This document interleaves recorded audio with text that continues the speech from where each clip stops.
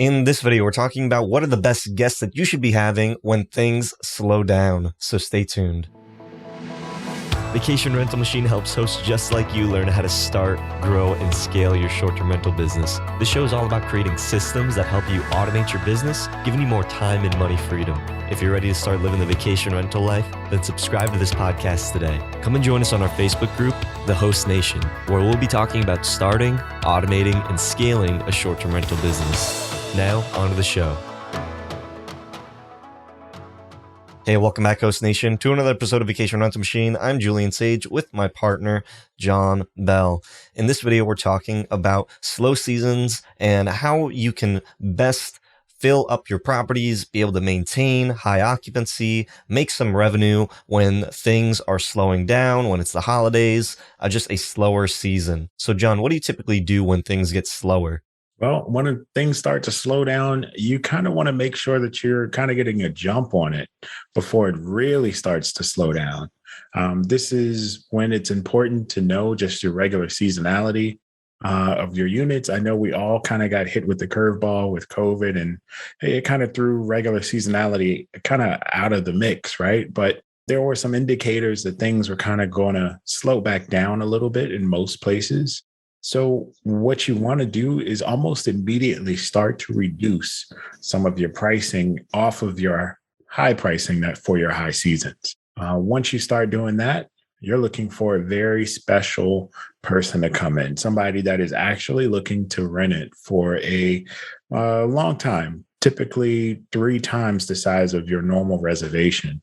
So for some, that's going to be somewhere around 30 days. For some, that might be a little bit longer. But you want more of that midterm to longer term guest to come in to kind of carry you through that low season. Of course, then you're 100% booked, but you're not booked for a great amount. You're just booked for a good amount. And nobody's going to complain about that. But that's the right person to look for during this time. So just to clarify the different types of guests that you might have in your property, a short-term guest is typically going to be someone that is staying for less than 30 days. A medium-term guest, which is what a lot of people consider like traveling nurses, business professionals, people like that. They'll typically be staying for a month to maybe 2, 3 months, 4 months, really anything less than a year. And then a long-term guest is going to be a year plus.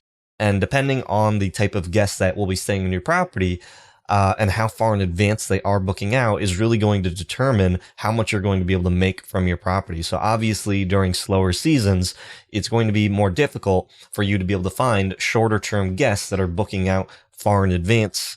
And that's where a lot of the bread and butter in our short-term rental business comes from, is from these shorter term guests that are staying for 2-3 days, maybe up to 2 weeks.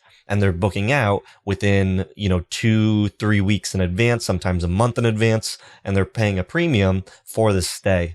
If we do start to pivot and we start accommodating more medium-term guests like traveling nurses, business professionals, stuff like that, then you can expect not making a premium for your properties. Now, John, I hear a lot of times, the people want to get into this business. They want to get into a short-term rental business, and then they say, but I just want to house traveling nurses. I just want to do that. What are your thoughts when people say that they want to get into this business, but they don't want to house the short-term guests because of maybe the stigma that comes with housing guests shorter term? And they think, hey, this will just be easy if I just get in a nurse month to month, and this will be great, and then I'll be able to make all this money. What's the reality of that, though? It's a good reality. I mean, it can be very profitable in certain markets. And the key here is just certain markets. These markets need to have just a low cost of rent in general, so that when somebody that only has a limited budget, that you're making the profit that you want with that limited budget. For instance, I know that in the DC area, about $2,800 is about the max that a traveling nurse is going to be able to have to spend on accommodations. Now, most of our rents are going to be somewhere around $2,500, $2,600. So me knowing that piece of information, it's, well, if I accept it, I know I'm running very thin for that period. And I still have utilities to pay while they're still there. So Let's just say you're in like Shreveport, Louisiana, and the rents there are going to be somewhere around $1,000. You got somebody coming into town, they can pay a maximum of $2,800. That then turns into a very good booking where you would probably never want to rent short term just to regular Airbnb guest, right? When you can have guaranteed over $1,000 worth of revenue. Sometimes it just makes absolute sense, but that model does not work in most markets. So it really comes down to that risk versus reward for that particular market. The traveling nurses doesn't work in every market, and it might not be the best strategy for you, depending on, like John said, how much the property is. If maybe you are able to find a cheaper property where you can find that arbitrage in that market versus what people are willing to spend for traveling nurses in that area versus how much the actual rent or mortgage on that property is, then you might actually do okay.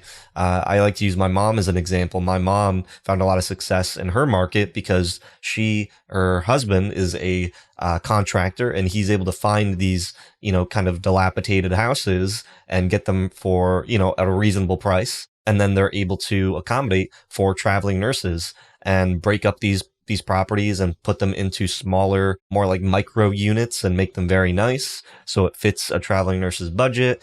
They're able to save on the rent costs because now they're not paying rent. They have a low mortgage because of the property.